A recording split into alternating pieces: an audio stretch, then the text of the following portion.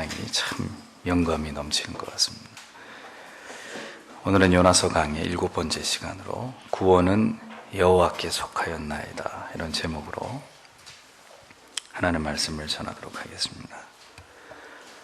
신자의 영혼이 살아계신 하나님과 결코 잊을 수 없는 생애적인 랑데뷰가 이루어지는 그런 순간은 그의 인생에서 가장 행복하고 모든 것에 부족함이 없는 평안하고 태평한 그런 순간이 결코 아닙니다. 그보다는 가장 힘들고 고독하고 인생이 덧없이 허망함을 느끼는 이런 절망적이고 고통스러운 궁핍의 순간이 오히려 하나님을 체험할 수 있는 절호의 기회가 됩니다. 지금까지 쌓아온 모든 것들이 다 날아가 버릴 것 같은 그런 고난의 태풍, 그 한복판에서 하나님께서는 우리를 기다리고 계시는 분이십니다. 하나님께로부터 멀어진 영혼들에 대해서 그들을 돌이키게 하는 하나님의 방법은 그들의 인생의 어느 날 뜻밖의 사건을 통해서 예기치 못한 고통의 시간으로 그들을 초대하시는 것입니다. 요나의 이야기를 구경하지 마십시오. 여러분에게 그런 날이 임할 수도 있고, 아니면 여러분들의 배우자나 여러분들의 아끼는 자녀들에게 그런 하나님의 찾아오시는 날이 도래할 수 있다는 사실을 기억하셔야 합니다. 하나님께서 우리를 돌이키게 하시기 위해 찾아오시는 때는 인생에서 가장 혹독한 고난의 시기일 수 있고 아주 견디기 힘든 시련의 때일 수 있습니다. 아무도 나의 괴로움과 나의 고통을 알아주지 않는 절대적인 고독의 시간이 될 수도 있습니다. 여러분께서는 그런 때를 경험해 보신 적이 있으신가요? 아니면 바로 지금 그런 때를 지나가고 계십니까? 만약 그렇다면 저의 말에 깊이 공감하실 수 있을 것입니다. 하지만 아직 그런 경험이 없으시다면 이제부터 이야기하려고 하는 이 말씀을 여러분들의 영혼에 깊이 잘 새겨두시기를 바랍니다. 언젠가는 오늘 들은 이 진리를 다시 꺼내서 가장 요긴하게 사용하게 되는 고난과 시련과 고독의 시간이 여러분들의 인생 속에서도 찾아올 수 있기 때문입니다. 신자에게는 그 이유를 알 수 없는 고난이란 존재하지 않는다고 지난번에 말씀을 드렸습니다.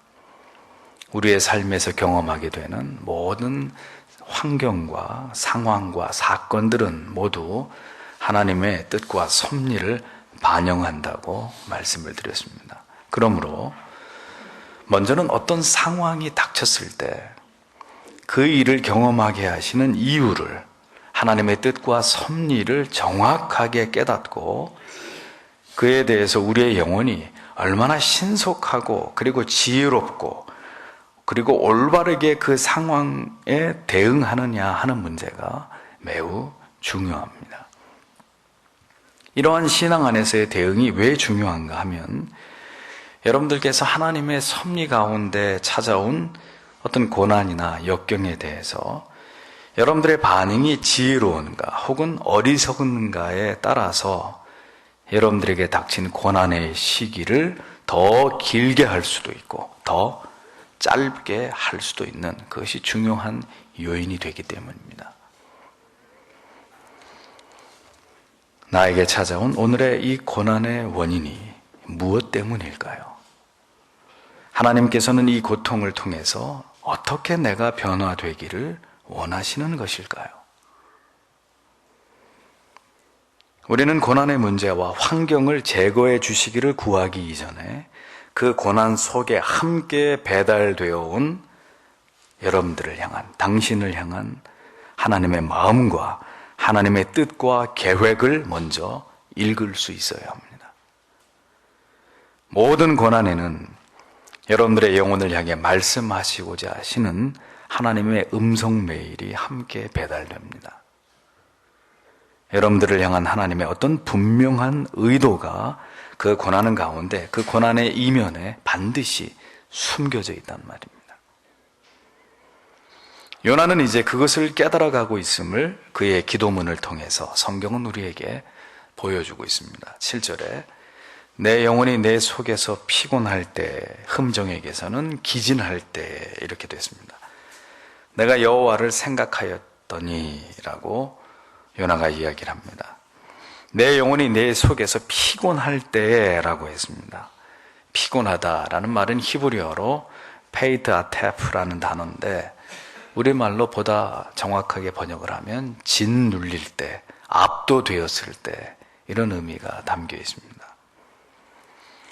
자, 우리 영혼이 언제 하나님을 진지하게 생각하게 되느냐, 언제 하나님의 존재하심에 대해서 깊이 그리고 간절하게 그분의 존재하심에 대해서 관심을 갖게 되느냐, 피곤할 때라고 했습니다. 피곤할 때라고만 하면 막연한 감이 있습니다. 우리의 영혼이 짓눌리고 압착되는 듯한 그런 고통을 겪는 때라는 이야기입니다. 흔히 우리가 너무너무 힘들고 괴로우면 숨이 막힐 정도로 고통스럽다, 이런 표현을 쓸 때가 있지 않습니까? 감당하기 힘든 그런 고난의 짓눌림을 당할 때 우리가 사용하는 표현입니다. 바로 그와 같은 순간이 바로 우리의 영혼이 피곤하고 기진할 때입니다. 지옥의 밑바닥에 떨어진 것과 같은 그런 고통이야말로 그것이 진정한 고난이다라고 지난주에 설명을 드렸습니다. 그런 고난이 우리의 영혼을 유린할 때, 우리를 엄습할 때, 우리를 짓누를 때 우리가 할 수 있는 일이 무엇일까요? 그것이 바로 여호와를 생각하는 것입니다. 하나님을 생각하는 거예요. 그것이 바로 우리를 고난으로 이끄신 하나님의 섭리고 그분의 뚜렷한 목적이십니다.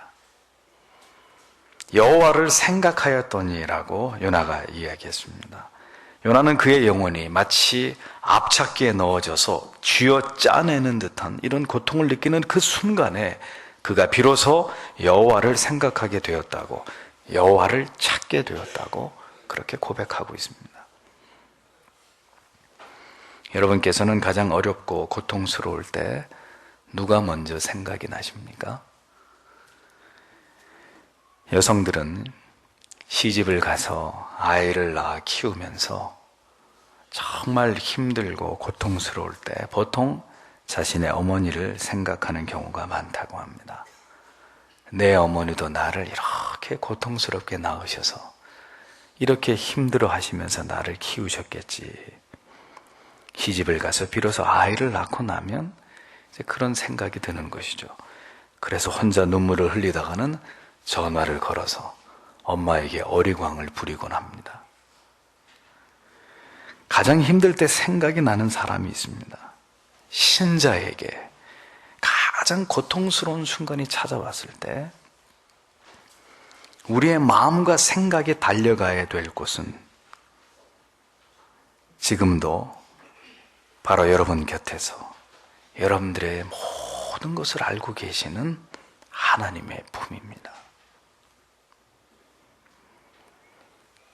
우리는 어리석게도 우리가 감당하기 어려운 고난의 순간이 찾아와야 비로소 내가 얼마나 하나님을 생각하지 않고 살아왔는지를 뼈저리게 깨닫게 됩니다. 얼마나 내 생각과 내 고집대로, 내 계획대로 매달려 살아왔는지, 내 삶 속에서 하나님을 신앙하는 그 비중이 얼마나 작고 초라했는지를 그 고난의 밑바닥에 떨어져 봐야 그것을 발견하게 되는 것입니다.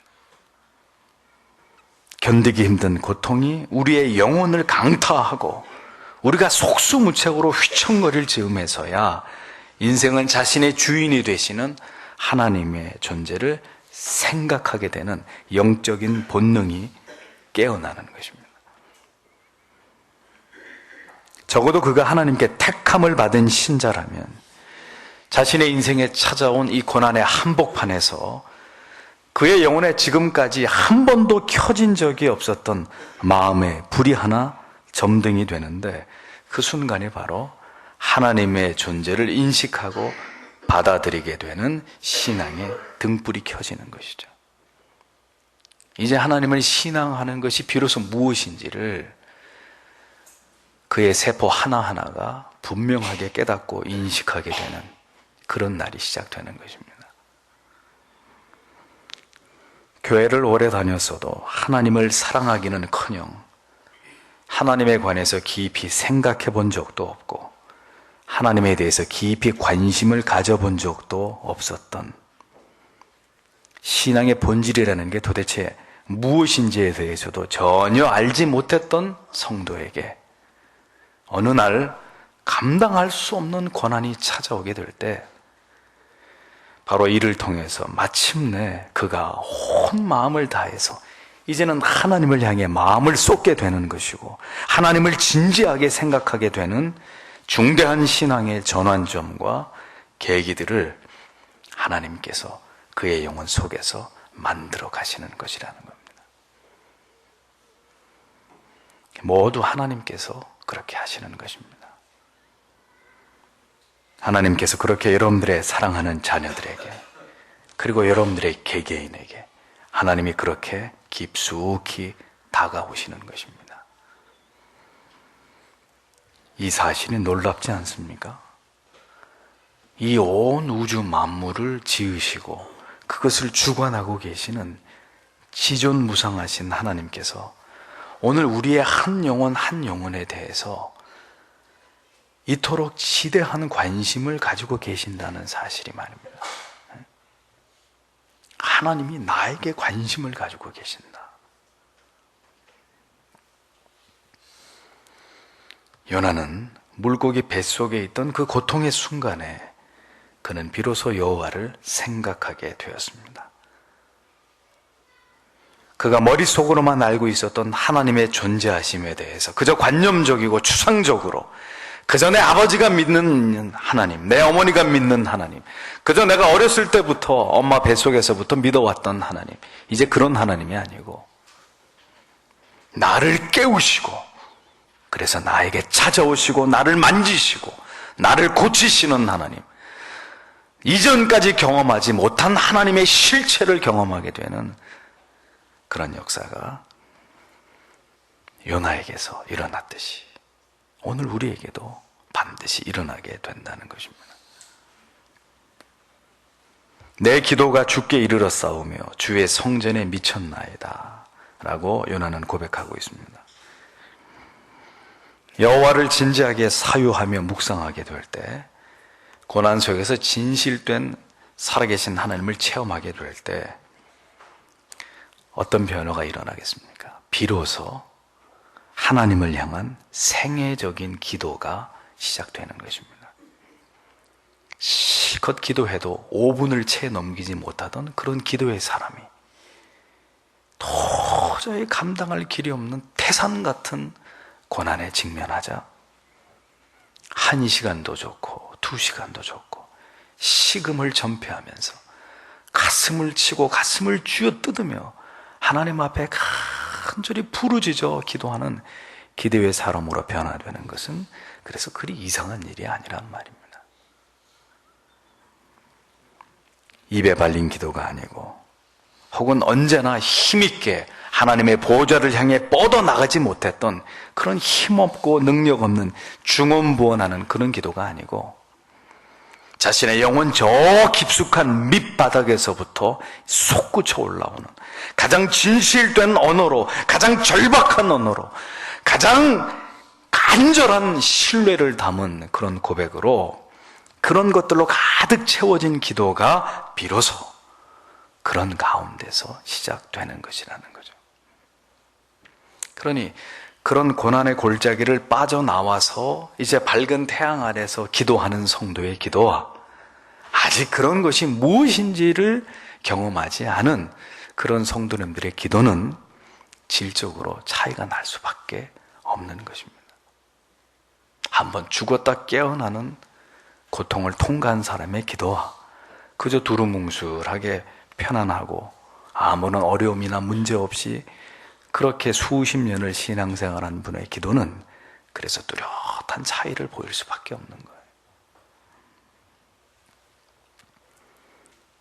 태어나서 제가 스스로 기도를 할 수 있을 때까지, 아니 그때부터 지금까지 수없이 많은 기도를 하나님께 올려드렸던 것 같습니다.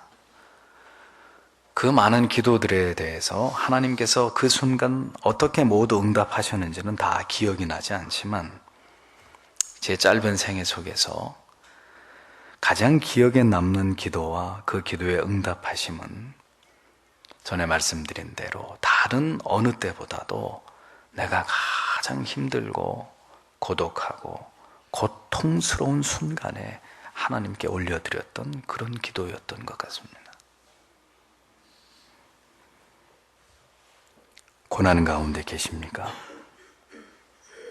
지금 당신에게 가장 필요한 것은 목숨을 건 기도입니다.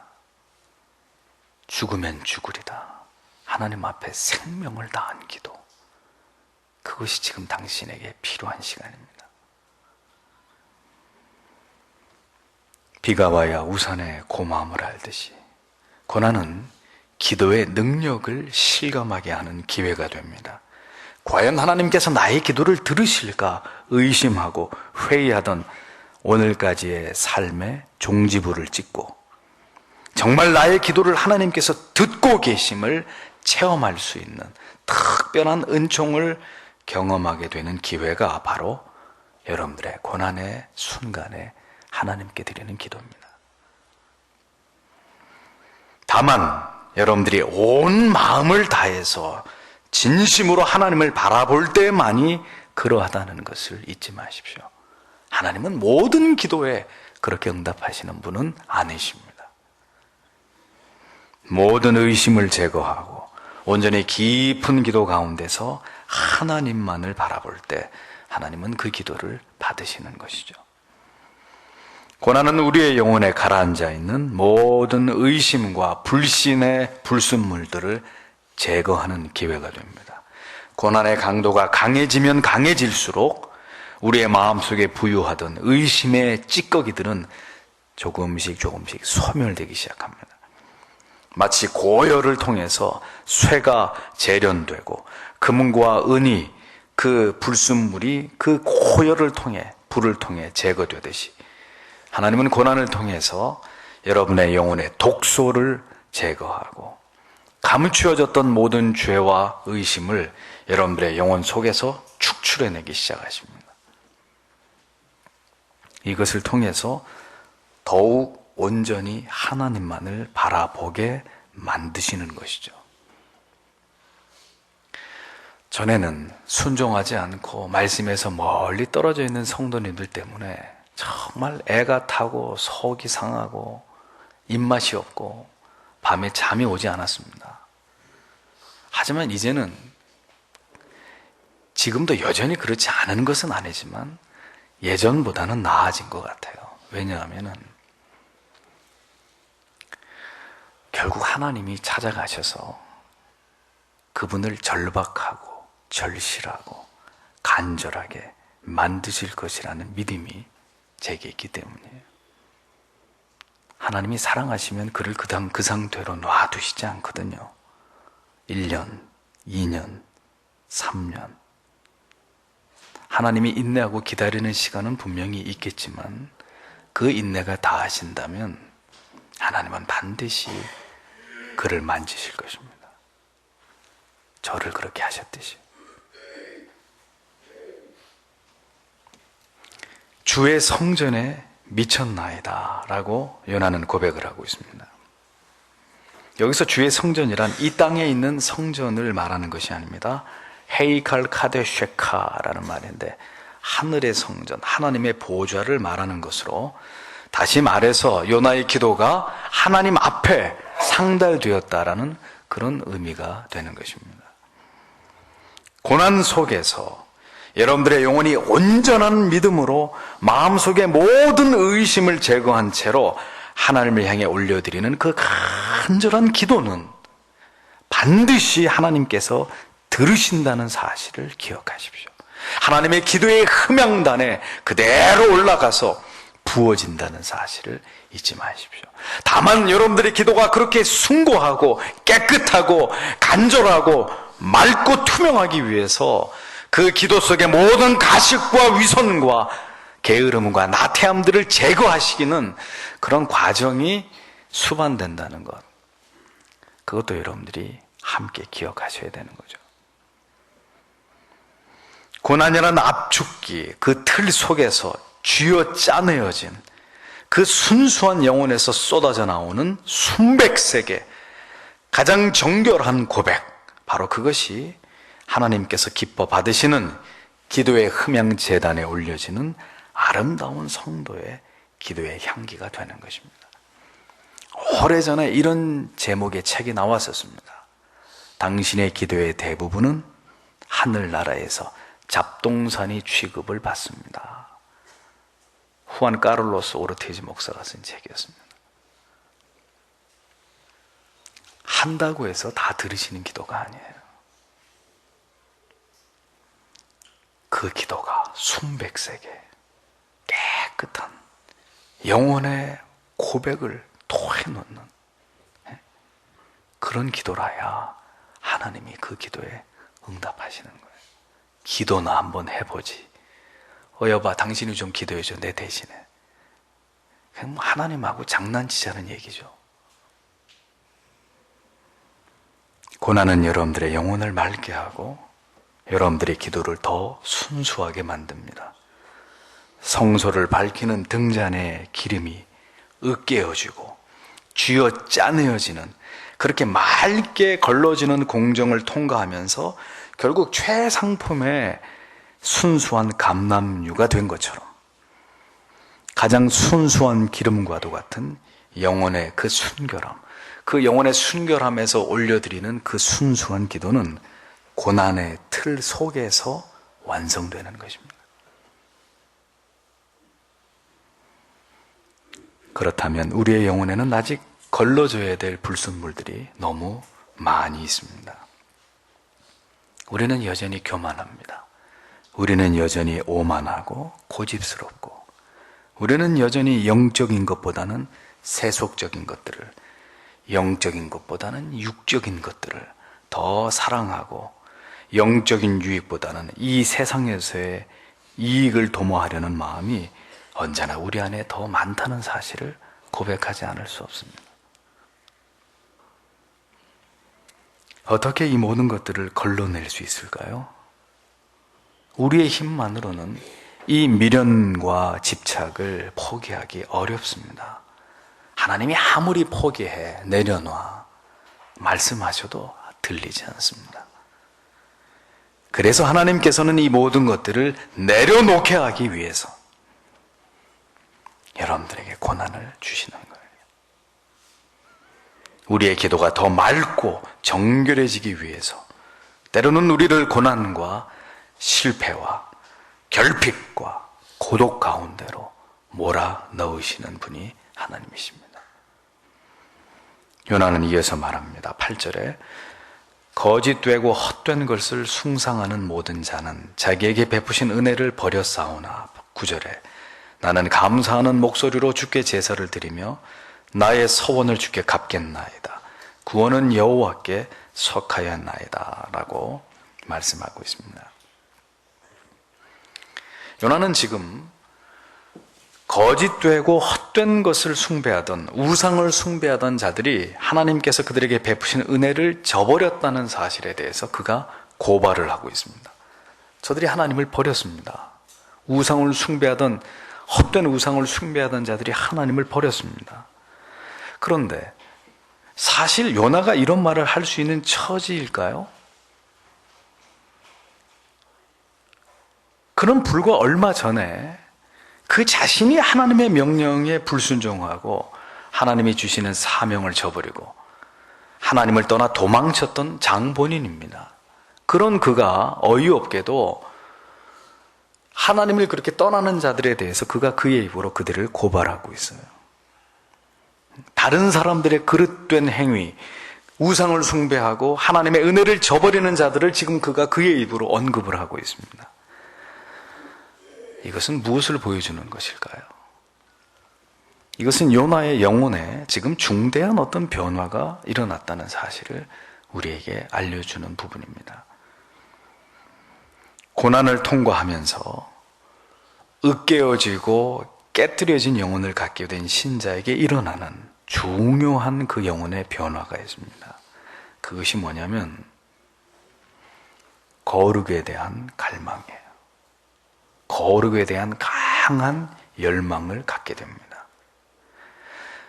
하나님의 크신 은혜에 압도될 때 마치 여러분들이 등산을 하시다가 바위 위에 뱀이 또아리를 틀고 허물을 벗어놓은 이런 어떤 흉측한 것들을 보신 적이 있으실지 모르겠습니다만, 그것처럼 벗어놓은 이전에 자기가 죄 가운데 있을 때 자신이 지은 그 죄의 허물들을 보면서 그것을 비롯해서 모든 종류의 죄악들에 대해서 소스라치게 놀라듯이 이전에 있었던 자기의 죄를 객관적으로 보면서 깜짝 놀라는 거예요.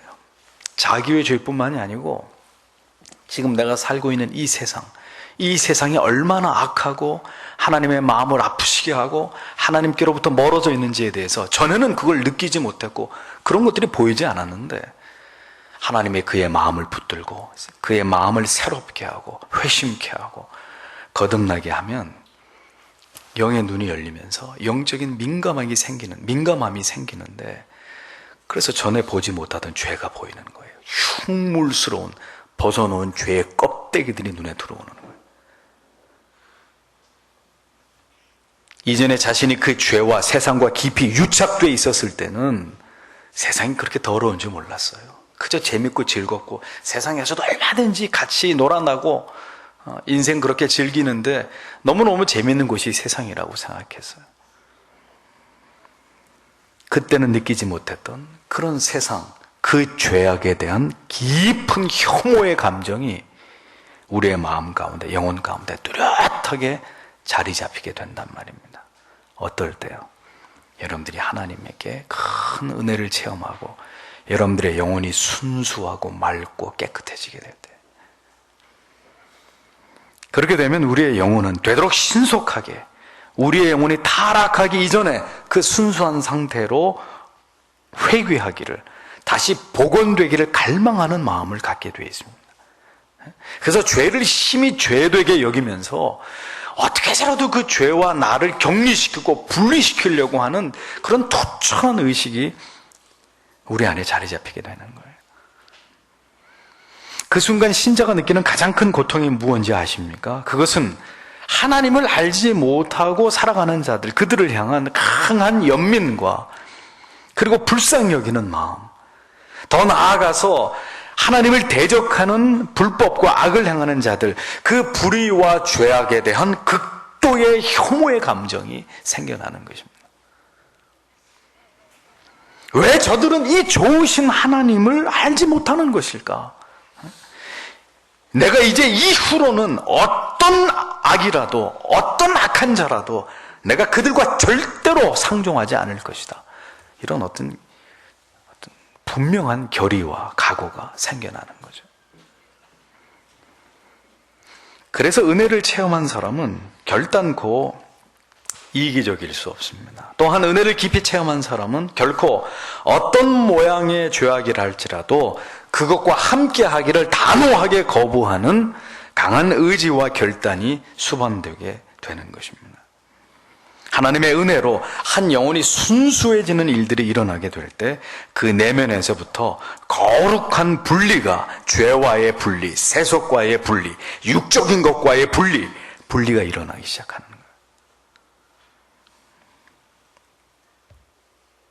이는 이전에는 자신이 죄와 깊이 유착해서 살아가는 것이 결국 불편하지 않았는데, 고난을 통해서 그 자신의 영혼이 정결하게 되고 나자 이제는 결코 불의함이나 불법함이나 어떤 죄악에 대해서도 이제 강한 혐오감과 그로부터 자신을 지키고자 하는 거룩한 분리에 대한 열망이 영혼 가운데 자리 잡혀요.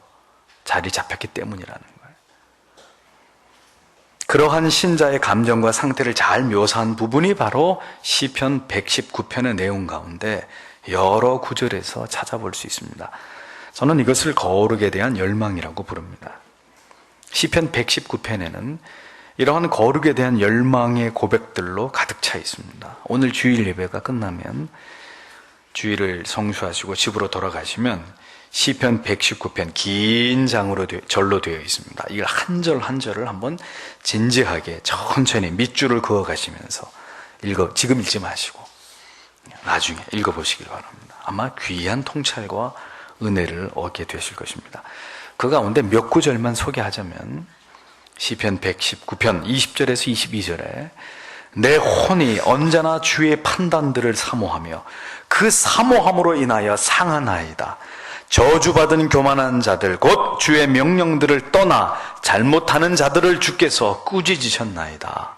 이렇게 기록되어 있고 29절에 거짓된 길을 내게서 제거하시고 주의 법을 내게 은혜로이 베푸소서. 37절에 내 눈을 돌리사 허탄한 것을 보지 말게 하시며 주께서 주의 길에서 나를 살리소서. 115절 악을 행하는 자들아 너희는 내게서 떠날지어다. 내가 내 하나님의 명령들을 지키리로다. 133절 주의 말씀 안에서 내 발걸음을 명하시고 어떤 불법도 나를 지배하지 못하게 하소서. 이런 기록들이 계속해서 발견됩니다. 이 말씀을 들으면서 여러분 무엇을 생각하십니까? 거룩에 대한 순수한 사랑과 갈망이에요. 거룩한 분리, 어떤 경우에도 죄와 섞이지 않으려고 하는 단호한 결연한 의지, 하나님만을 갈망하려고 하는 순수한 영혼의 강렬한 몸부림이 하나님의 말씀 속에 고스란히 녹아있는 것들을 보게 됩니다. 이러한 마음과 거룩한 욕구와 이런 정서 자체가 없으면 그분은 아직 참된 신자라고 말하기 어렵단 말이에요. 회개한 자, 거듭난 자는 반드시 이렇게 거룩과 순교를 사모하는 열정이 그 영혼 가운데서 생겨나기 마련입니다. 이 부패하고 타락한 세상과 더 이상 자신이 하나로 간주되는 것을 아주 끔찍하게 혐오하면서 세상을 거부하고 세상으로부터 분리되고자 하는 강한 의지가 생겨나게 되는 거예요. 그 사람이 은혜 받은 증거가 있는 사람이죠. 요나가 그랬습니다. 그는 하나님을 사랑하지 않는 자, 하나님을 경외하지 않는 자들과 자신을 애써 분리시키고자 하는 그의 변화된 모습을 나타내 보여주고 있는 거예요. 요나의 이런 모습이 바로 신자가 품어야 될 이 세상을 향한 자세라는 것입니다. 하나님을 가까이 하는 영혼에게 일어나는 이 거룩을 향한 갈망, 순결한 삶을 향한 몸부림, 이런 것들이 우리 안에서 자주 발견되어야 될 영적인 감각들이라는 것입니다. 그리고 이런 영적인 감각은 더 명민해지고 더 예민해지고 더 발달되어 가야 되는 것이죠. 언제든 죄악이 다가올 때 즉각 이것을 감지하고 그로부터 자기를 분리시키고 영적인 순결을 지키기 위해서 결단하고 선택하는 이런 일들이 깨어있는 성도의 영혼 안에서는 신속하게 일어나는 거예요. 신속하게. 그거 아십니까? 아무도 여러분들의 영혼의 순결을 여러분을 대신해서 지켜주지는 않습니다. 자신이 스스로 지키고자 하지 않는 순결을 누가 지켜준단 말입니까? 수십 년 전에 한국에서 수백 명의 여인들을 농락한 히데의 카사노바 같은 그런 남자가 법정에 서게 되는 사건이 있었습니다. 그런데 그때 그것을 판결한 판사의 말이 신문에 났었어요. 뭐라고 이 판사가 판결을 했느냐? 여인들을 농락한 피고에게도 문제가 있지만 스스로 지키려 하지 않는 순결을 법이 지켜줄 필요는 없다라고 판결을 했습니다. 그래서 여성들의 피해를 법정이 인정하지 않은 판례가 있었습니다. 순결은 내 자신이 스스로 내 자신의 강한 의지와 노력을 통해서 지켜나가는 것입니다. 순결한 신자가 되기 위해서는 세속적이고 악하고 음란하고 탐욕적인 것들에 대한 극도의 혐오의 감정이 있어야 합니다. 오늘 말씀을 듣는 성도님들 가운데 사랑하는 젊은 지체 여러분, 부디 자신의 영혼과 육체를 이 악하고 음란한 시대 속에서 순결하게 지켜내는 자들이 되기를 바랍니다. 그리고 이것을 위해서 하나님께 간절히 자신을 다스릴 수 있는 힘을 주시기를 기도하는 여러분들이 되셔야 합니다. 유혹을 이기고 악을 분별할 수 있는 능력 주시기를 하나님께 간구하십시오. 영혼을 파괴하는 음란하고 폭력적인 이 저급한 이 시대의 문화 속에서 자신의 영혼을 지키기 위해서 매 순간 결단하고 각오를 새롭게 하고자 하는 노력이 그대들에게 필요하단 말이에요. 오늘 이 말씀을 듣고 있는 여러분 가운데 한순간 여러분들의 영혼과 육체가 마귀에게 유혹되어서 아직도 그 치명적인 쾌락의 늪 속에 깊이 빠져서 허우적거리면서 오늘도 불에 뛰어드는 불나방처럼 죄를 향해 돌진하고 있는 분이 이 자리에 계신다면 오늘 더 이상 요나의 고통을 구경하지 마십시오. 그 악의 구렁텅이에서 하나님께서 그대를 건져내시고자 그렇게 그분이 마음 먹으실 때 요나가 경험했던 동일한 고통과 통렬한 회개의 뜨거운 눈물을 그대도 쏟아내야 될 것이라는 사실을 분명하게 기억하세요. 잊지 마십시오. 그 모든 죄악에 대한 혹독한 대가를 반드시 치르게 될 것입니다. 그러므로 바로 지금 오늘 돌이켜야 되는 거예요. 돌아서야 되는 것입니다. 이 진리의 말씀이 당신의 폐부를 찌르고 여러분들의 양심을 자극할 때 오늘이로구나, 내가 돌아서야 될 날이 하고 결단하셔야 되는 것입니다. 이러한 모든 죄악들로부터 자신을 분리시키고자 하는 민감함, 그것이 바로 경건한 삶을 살아드리고자 하는 열정과 만날 때 비로소 그는 진정으로 성화를 더욱 촉진시켜 나가는 참된 신자가 되어 가는 것입니다. 하나님의 은혜를 버리는 자들도 있지만 나는 그 가운데서 감사하는 목소리로 주께 제사를 드리며 나의 서원을 주께 갚겠습니다. 요나의 고백입니다. 누가 언제 요나 보고 그렇게 하라고 했습니까? 아무도 그렇게 말한 자가 없었어요. 칠흑같이 어두운 물고기 뱃속에서 요나가 스스로 깨닫고 그렇게 하기로 결심했다는 것입니다. 물론 그렇게 깨달음을 주신 하나님의 전적인 은혜가 있었기 때문이죠. 하나님께 돌아온 자, 진심으로 그 자신의 이전의 죄를 회개한 자, 참회를 통해서 그의 영혼이 각성된 자에게는 반드시 이와 같은 거룩과 순교를 향한 거룩한 회귀가 일어나게 됩니다.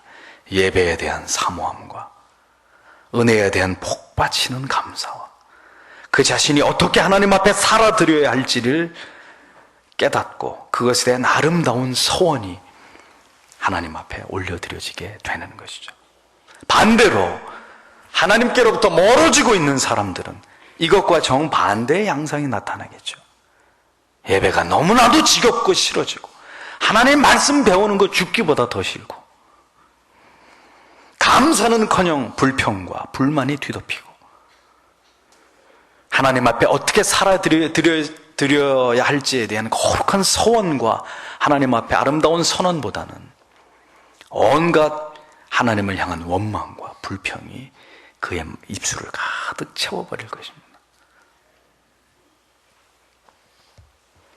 하나님을 만난 자, 그 사랑을 경험한 자, 그 은혜를 깊이 체험한 자들은 이와 같은 정서와 열정을 그의 영혼 속에 담지하게 되어 있습니다. 아무리 이 세상이 악해져도, 세상 사람들이 우리를 비웃는다고 해도, 이 세상을 등지고서라도 거룩한 왕따가 되어서 하나님만을 기쁘시게 하고자 하는 그런 불타는 열망에 사로잡힌 자들이 되는 것입니다. 그들이 바로 신자라는 겁니다. 은혜에 사로잡힌 자들, 세상 사람들은 결코 알 수 없는, 그 누구와도 타협할 수 없는 하나님 앞에서의 거룩과 순결을 향해 타오르고 있는 영혼의 정념의 불꽃을 가진 자들, 그들이 봐도 바로 이 약한 시대를 살아가는 세상으로부터 분리된 진정한 하나님의 거룩한 백성들이라는 것입니다. 어떤 상황에서도 감사할 수 있고, 어떤 상황에서도 하나님을 예배할 수 있는, 반드시 하나님께 서원한 것을 갚아드리고자 하는 분명한 삶의 이유와 목표가 뚜렷한 사람들, 그들이 바로 진정으로 구원받은, 구속함 받은 하나님의 자녀들인 것입니다. 가장 중요한 것이 무엇인지를 발견한 자는 그 중요한 것을 위해서 다른 것들을 포기할 수 있는 사람입니다. 다른 것들이 포기가 안 된다는 것은 정말 중요한 것을 아직 발견하지 못했다는 뜻입니다. 고난은 우리에게 우리가 무엇을 잃어버리고 살아왔고 이제 다시 그 중요한 무엇을 회복해야 되는지를 뚜렷하게 가르쳐 줍니다. 하나님을 만난 자, 그 하나님의 은혜를 체험한 자, 그에게 이 세상을 살아가야 될 이제 마지막 이유가 있다면 그것은 오직 하나님께 영광을 돌리기 위함, 그것일 따름입니다. 요나는 그래서 가장 마지막 중요한 고백을 이렇게 표현합니다. 구원은 여호와께 속하였나이다. 흥함과 망함이, 모든 행복과 불행이, 삶과 죽음이, 그리고 영생과 영벌이, 그리고 천국과 지옥이 오직 여호와께 속하였다는 사실을 마침내 요나는 발견하게 된 것입니다. 고난을 통과한 사람, 그래서 다 잃어버린 적이 있었던 사람, 그 밑바닥을, 그 빈 털터리를 체험한 사람만이 이 위대한 진리를 깨닫습니다. 풍랑을 만나고 제비에 뽑히고 바다에 던져지고 물고기 뱃속에 들어가도 죽지 않고 3일 3야를 지낸 요나, 그가 마침내 깨달은 것이 무엇이냐? 인생이 내 마음대로 되는 것이 아니구나. 내 뜻대로 되는 것이 아니로구나. 모든 것은 하나님의 뜻대로, 그분의 계획대로 되는 것일 뿐이구나. 누구도 그 뜻을 거스릴 수 없고 그 어떤 인생도 그 하나님의 사로잡음에서 결코 벗어날 수 없는 것이구나.